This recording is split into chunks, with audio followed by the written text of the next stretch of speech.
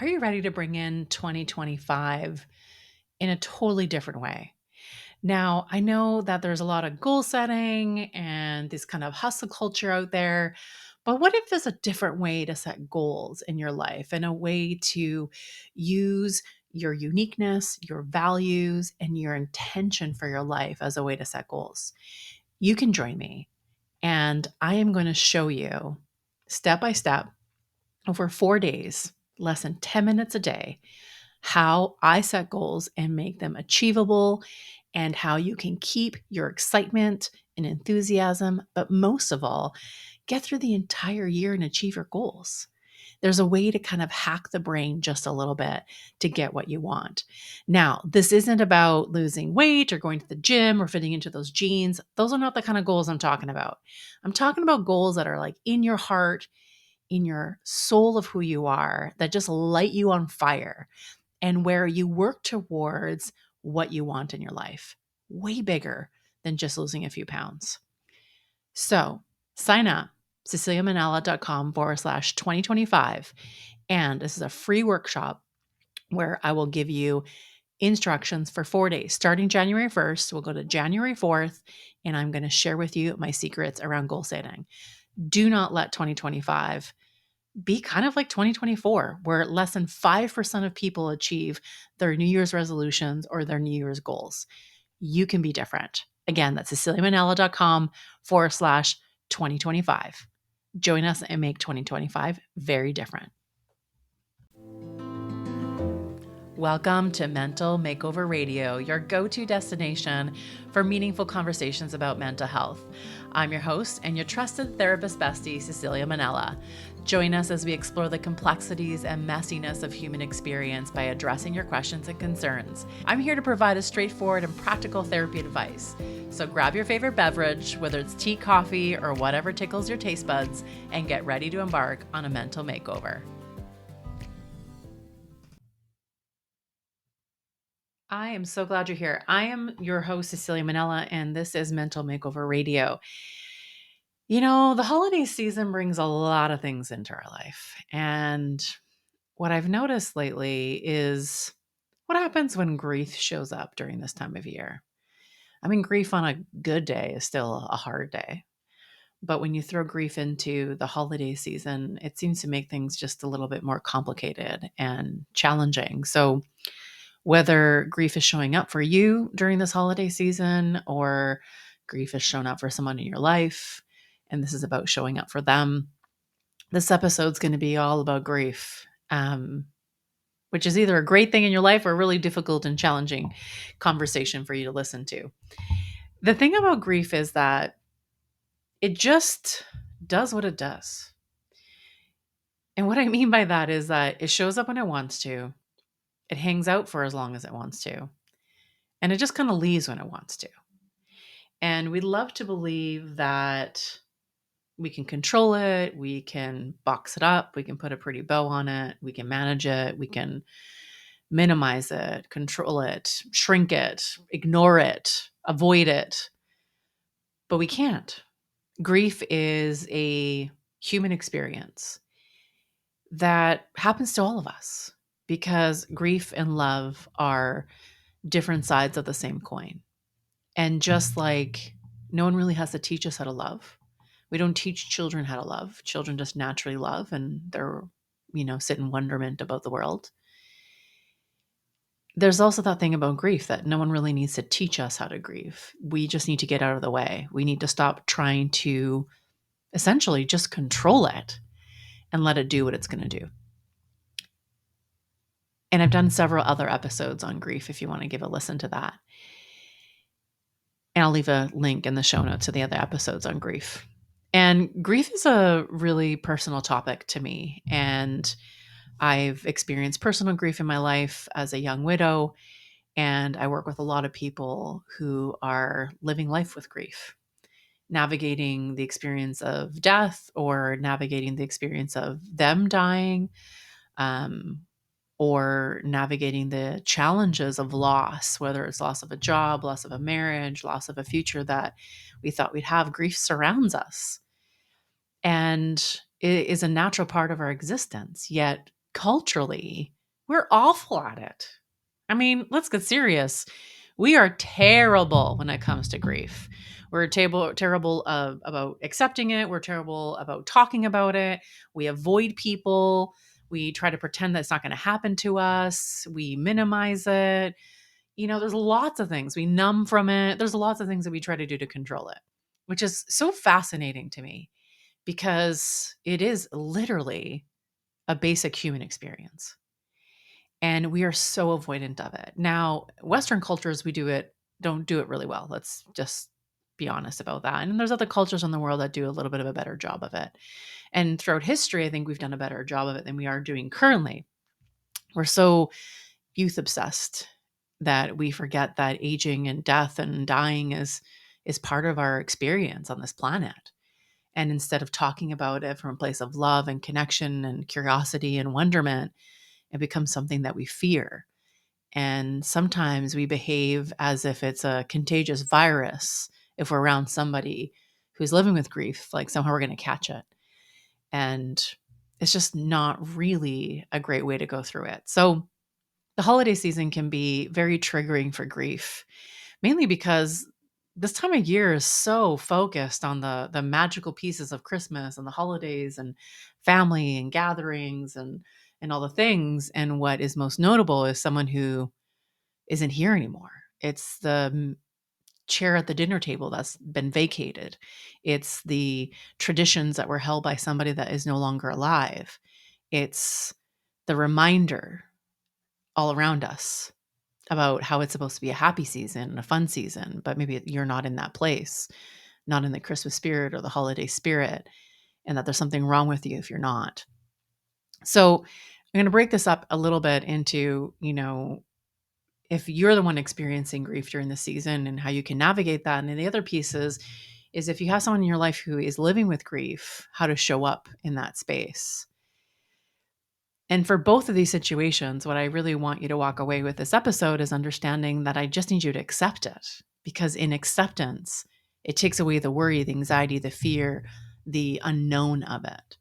And accepting doesn't necessarily mean that we're good with it. It doesn't mean that I condone it or I'm happy about it or any of those things. Acceptance just means that you recognize that it's there and you understand that grief is a part of life. And there's no need to do anything about it besides honor the fact that it's there. So if you are living with grief during this time, whether that's because of a death of someone you loved, whether that's the death of a marriage that you had, whether it's the ending of a job or a career path or anything like that, the first thing I really want you to do and understand and gift yourself is gift yourself the compassion and acceptance of grief. No more shoulds or what it should be or shouldn't be or how you should be or shouldn't be. No more controlling what it's supposed to look like. I want you to give yourself the compassion, the love of acceptance to say, this is okay. It's okay that I'm feeling down. It's okay that I'm feeling sad. It's okay that I'm not sleeping so well. It's okay that I've lost my appetite or I'm eating a little bit more. It's okay that these things are happening. In acknowledging what's happening, naming it is the biggest thing you can do, because when then we're no longer avoiding, we're not numbing, we're not ignoring, but the acceptance is the naming of it. I want you to name it and say, this is what's happening. Grief is present right now. Grief is really strong right now. It's being triggered by lots of things, and that's totally okay. There's no need to pretend that it isn't existing, that it isn't there, because listen, whether you make room for it or not is going to claim room in your life. So the control that you're seeking, you can claim that control by making space for it.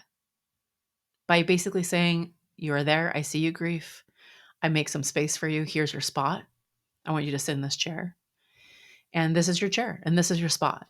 And I see you. I recognize you. And I acknowledge you. And I accept the fact that you're here. Changing that one small piece can radically shift how you experience this, because you no longer are giving energy into avoidance. And you can regain a lot of energy by accepting the fact that grief is there. The other piece, the second piece of that is giving grief a chair to sit in, but it's in recognition that grief is there because of love. And when we can root into love, there's a softer space in love than fighting grief. Fighting grief feels very armored up. And, I just kind of imagine like, there's I've got all my armor on and I've got a shield and a sword. And I'm not sure why I'm thinking about, middle-aged kind of warrior kind of style when it comes to this, but it is like we just kind of armor up and ready to fight as if we're going to fight grief. And let me tell you, you can fight grief all you want and you're always going to lose. Grief always wins because grief is patient. It'll just wait you out. It'll wait you out a year, 2 years, 5 years, 10 years, 20 years, 30 years. It doesn't really matter. Grief will wait you out because grief is so patient and has an enormous amount of time. So you can either waste all your energy trying to fight it, or you can radically accept it. Radically accept that it's there. And in that acceptance, telling yourself that grief, this experience of grief in your life, is in reaction to love. It's actually rooted in love because we only grieve what we love. We don't grieve things we don't love or don't give a shit about. We grieve about the things that we love and we're passionate about. And so allow there to be that connection to love and making space for it. So you're making space for it. You're putting it in its chair. You're naming it. You're realizing that it comes from a place of love. And in that process, what I want you to do is I want you to ask yourself, what do I need in this space of grief and love? Do I need to be more gentle with myself? Do I need to change my sleep schedule? Do I need to not go to so many events? Do I need to focus more on intimate relationships, like really close relationships? Do I need to say no to more things? Do I need to maybe just say no to all the holiday festivities and just keep it really simple? Maybe you don't need to decorate. Maybe you don't need to buy as many presents. There's all these things that you can actually say no to because there's no Christmas police. No one's coming to arrest you. And it's kind of just okay to give yourself some time and make the holiday season whatever the hell you want it to be. Because our misery and suffering comes from living up to expectations that we believe exist. And traditions are just peer pressure from dead people. So it doesn't really matter how you get through and what you do for the holiday season. It doesn't matter if you make a turkey or don't make a turkey. It doesn't matter if you celebrate on the 25th, 24th, 28th, 29th, or never. It's just another day. And so this is granting yourself permission to get through this season that can be really heightened emotionally. It can be really sad. It can be really conflicting in your emotions. It can be full of grief and joy. It can be grief and love. It can be grief and happiness. And it can be really confusing sometimes. So I want you to give yourself permission to do whatever the hell that you need to do.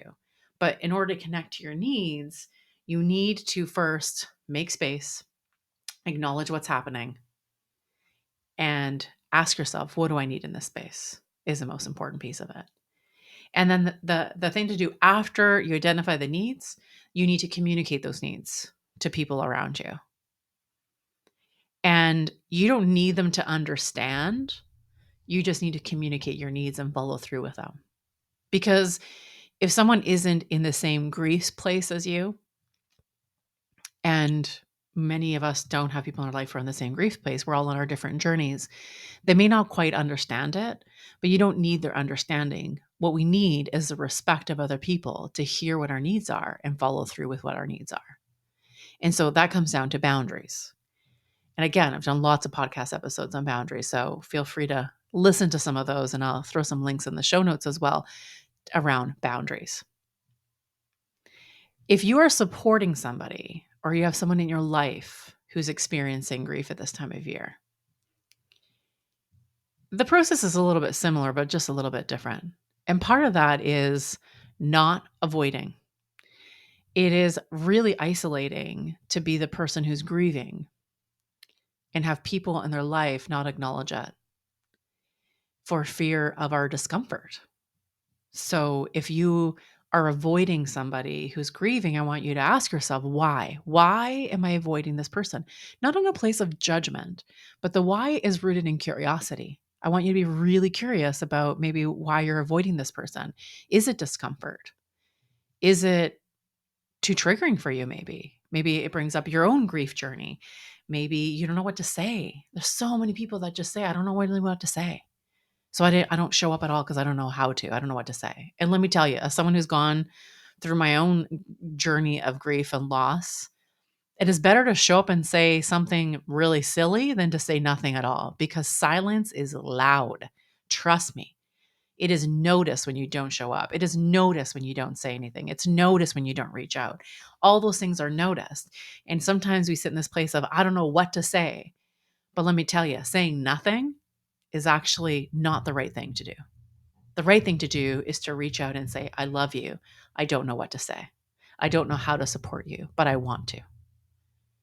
Genuine, honest, and curious, and being open in the showing up of grief. So I want you to know, dig into a little bit of what prevents you from showing up and what is that hesitation about. The second thing that I want you to do is don't think that grief is contagious. you know, for it's weird how we treat people who are grieving. We treat them like their sadness is contagious, like we might catch it, so we kind of stay away, or there's an avoidance because we think, it's some sort of virus that's going to jump, and then we're going to be in grief, or it's going to remind us of our own sadness, and that's just not helpful to you. It's not helpful to the relationship you have with this other person. It's definitely not helpful to the other person. So really root yourself in that grief is a human experience, and it's okay that it's uncomfortable. That's totally fine. It should be. It is. It's super uncomfortable. But show up in the discomfort anyways, because showing up matters. Now, how you show up can take place and take many forms. You can literally show up at someone's house and have a conversation, share your love. You can send messages, you can send cards, you can show up in different ways to let people know that you're thinking about them. But the biggest way that you show up is letting the person who's grieving talk about the grief, talk about the person that has died, to talk about the loss. It's so strange to me that we don't do that, that somehow, and I've heard this a million times, when it came to my own personal journey with grief, and people saying, like, I didn't want to say something just in case, I don't want to remind you of it. I'm here to tell you there's no such thing. If you are grieving, there's not a single day, moment, minute, second that goes by that you aren't highly aware of what's happening in your life, of the loss, of the death of somebody, of the grieving that you're in. That's not a thing. And the thing that people don't realize until they're actually grieving themselves is that people want to talk about their loss. They want to talk about the person that they miss. They want to share fun stories. They want to share funny things. They want to share quirks and memories and dreams and all the things, because in the not talking about it and not having a space to share these stories, there's a sense of like this person's disappearing and dying all over again, that their life didn't matter, that just because they're not here anymore, that somehow we can't tell those stories, and we live on in those stories. I mean, humans are story makers, storytellers. This is what we do. We narrate our lives. Our experiences are defined by the words that we use to describe it. We are a social animal that loves words. And so in grief, in the grieving, we want to tell stories, and we want someone who is going to listen. And we want it to be okay and not feel like it's awkward. So be open to those stories. Ask about those stories. Ask about, well, what did you guys do for the holidays before? Or what do you miss most about them? Or tell me a funny story. Or let's open up the conversation, because let me tell you, those conversations are the most healing conversations we can have. What's the most harmful is the avoidance of those conversations. So we bring that into the light, and we come from a place of love in it. And that's people want. They just want to tell stories about, and usually it's the good stories. It's not always the awful grief stories, but they're just the fun, quirky things that people miss about the person who's died, or the relationship that's ended, or the job that's been done or the career path that didn't happen. Like, we're all grieving something to different extents and different intensities, but what we want to do is talk about it. And there's a lot of healing in that. And then what happens is that when you're supporting someone who's grieving, you're willing to talk about it, it strengthens that relationship. It strengthens that connection. It makes it more authentic and more genuine and more rooted in love. And that's how the relationships get better over time. Because showing up for somebody in the hardest time is very meaningful. So it's not just about showing up in the good times, because that's freaking easy. It's showing up in the hard times that actually takes a little bit of work, because I have to deal with my own stuff to show up for somebody else. I have to deal with my own avoidance and my own things. And I know all the excuses. I'm too busy. I've got lots of commitments. I don't know what to say. There's all these reasons, but I want you to push through it. I want you to show up anyways. I just want you to show up anyways. You're going to be glad that you did. You will never regret showing up for somebody in time of grief, but you will regret not showing up. Trust me on that one. And then the other way to show up is to ask what they need. You might be surprised, maybe something really simple like, I don't know, helping with the garden or picking up a package or picking up some food or some groceries or just going for a walk or watching a movie together. Like, it might be really simple. Like, we often think that people who are grieving have really high needs and there's no way you can make a difference. And we come up with all these reasons. But the truth is that it doesn't take very much. And often people just want to not be alone. And maybe they just want to laugh and they want to have a good, nice cup of coffee with somebody who can tell them some stories about their own life or their own kind of kookiness or their family and stuff. And they just want to have a moment of feeling normal. There's so much of that gift when people just show up and treat you like you're normal. Because when people are grieving, they don't want to be treated like they're different. They just want to be treated like normal people. And that is a huge gift in that relationship. Grief can be really hard at this time of year. And maybe it requires an honoring and making space for new traditions or new practices, a way to bring the loss into your current celebrations in some way. There's no right way to grieve. There's no handbook. And if there is, somebody got it wrong, because our grief journey is very unique and it's very different, just like our love journey is very unique and very different. And we just need to be okay with it and accept it and make space for it. It sounds really easy and simple, but trust me, simple is usually hard. It's easier to fight it. It's easier to avoid it. It's easier to do the things that we're used to doing with uncomfortable emotions and things that create a little discomfort inside of us. It's harder to do something simple that makes space. But you have to trust that you know how to grieve. Your body, mind, soul, heart, all knows how to do that. Just like you already know how to love, and grief is directly correlated to love. So no one needs to teach you how to grieve. It's more about acceptance, making space for it, communicating your needs, and not trying to hide it and put it away, because you can't run away from it. If you're supporting someone who is grieving, also avoiding it is not going to help. It will potentially destroy relationships. And I speak from someone who has had relationships destroyed and friendships that had ended because there was too much avoidance. And I personally wasn't into relationships and friendships where it was only were the good times. I needed people to show up during the hard times. And some people just disappeared, just couldn't show up in any way, not even text messaging. So, we do that in a way because we think that, oh, I don't know what to say. And then a week's gone by and 2 weeks have gone by and 3 weeks. And then next, it's been months and you haven't communicated anything. It's a lot easier just to say something, to say, I love you. And I don't know what to say. I love you. And I don't know how to show up. What do you need? How can I help? How can I be there? And people will tell you it's okay. This time can be a really difficult time with grief. And so I encourage you to take the pressure off. let go of all the expectations of what it should be or shouldn't be or what it should like and whatever the shoulds all over the place are. We're getting rid of all the shoulds and we're just going to accept it for what it is. It is, if you're celebrating Christmas, Christmas is one day out of the year. It is not an entire month, no matter what you're told or what commercialism has done to us and capitalism has convinced us. It is one day a year and it doesn't have to take up the entire month if you don't want it to. And you can set all the boundaries that you need to and accept that grief is there. Pull up a chair, give it a space.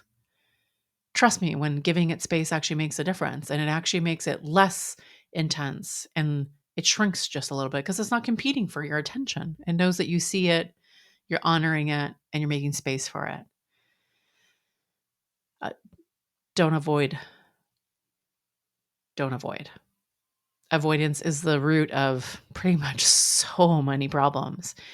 And facing things head on, although hard and uncomfortable, is really the right thing to do.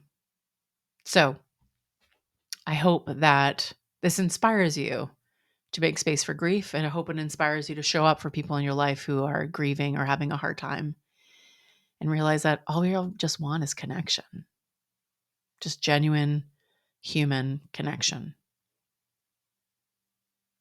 And that's where we grow. And that's why we make relationships better and make this holiday season an enriching one.